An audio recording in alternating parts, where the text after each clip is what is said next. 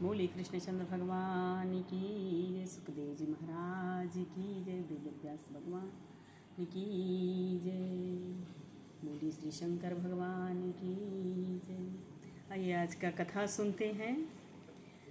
कथा है परीक्षित को राजा बनाकर पांडवों का हिमालय को प्रस्थान करना।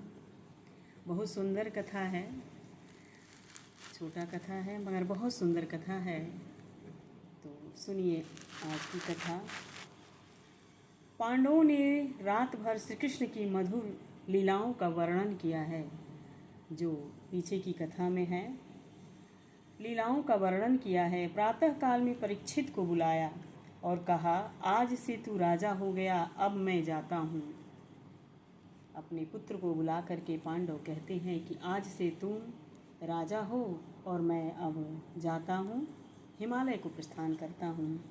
पंच पांडव द्रौपदी के साथ हिमालय में जाते हैं और केदारनाथ की पांडवों ने पूजा की। जाते समय केदारनाथ की पांडवों ने पूजा की है। आज भी केदारनाथ के मंदिर में पांडवों तथा द्रौपदी की मूर्ति है। ये सचमुच मूर्ति है वहाँ पे दीवार पे। केदारनाथ में आज भी एक मर्यादा है कि भगवान शंकर की पूजा करने के बाद शिव जी को आलिंगन दिया जाता है। स्त्री हो या पुरुष हो, शिव जी को आलिंगन देते हैं। पर आज अब ऐसी स्थिति नहीं है कि भगवान को कोई आलिंगन दे, उनको छुए। बहुत किस्मत वाले होते हैं जिनको छूने को भी मिला है और शायद मिलता है, हम लोगों को तो नहीं मिला है, दूर से ही दर्शन हुआ है।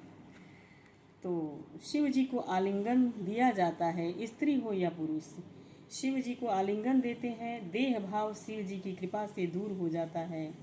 देह भाव ही जीव भाव है।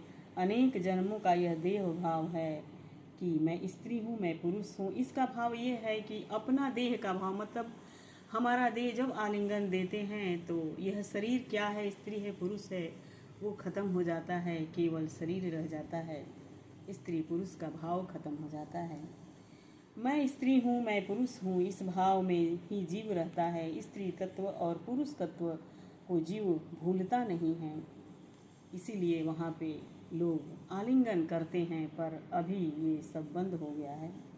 साधारण ज्ञान से, साधारण भक्ति से यह देह भाव भूलता नहीं है। सतत भक्ति जो करता है, भगवान शंकर उसी के ऊपर कृपा करते हैं। तब जीव और शिव का मिलन होता है, तब यह देह भाव छूटता है। केदारनाथ से ऊपर जाओ तो निर्वाण पंथ है। जिस मार्ग से श्री सुखदेव जी महाराज गए हैं और जो गए हैं सो वापस नहीं आए हैं, और गए तब उसके बाद वो वापस नहीं आए हैं। शंकराचार्य जी महाराज भी इसी मार्ग से गए हैं। पांडव इसी मार्ग से जाते हैं, पर 4 पांडव और द्रौपदी शरीर छोड़ करके भगवान के धाम चले गए हैं। अकेले केवल धर्मराज सदेह गए हैं। 4 लोगों की तो वहीं पे देह छूट गया है, पर धर्मराज सशरीर वो भगवान के धाम गए हैं। वेदांत का सिद्धांत है कि ज्योति में ज्योति मिल जाती है, भक्ति में ऐसी शक्ति है। धर्मराज की देह दिव्य हो गई। सतत भक्ति करने से मीराबाई की देह में दिव्य हो गई थी। सतत भक्ति करने से तुकाराम महाराज की देह दिव्य हुई थी।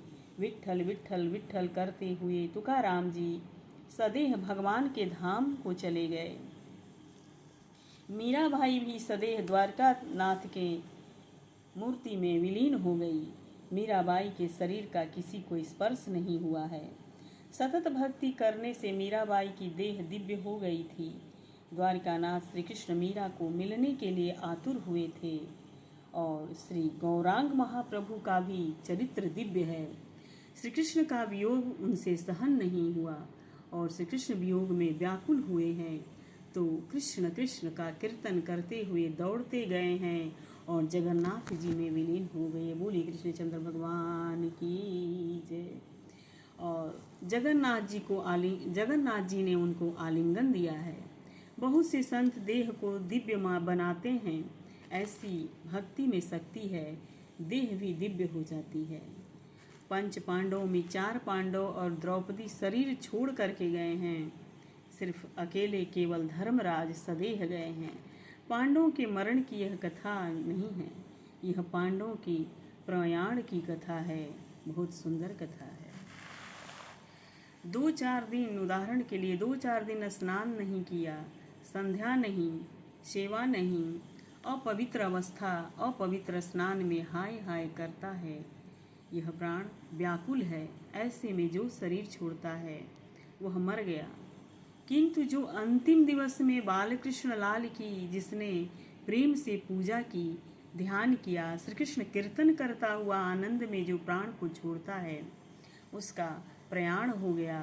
पांडवों के मरण की यह कथा नहीं है, पांडवों की प्रयाण की यह कथा है।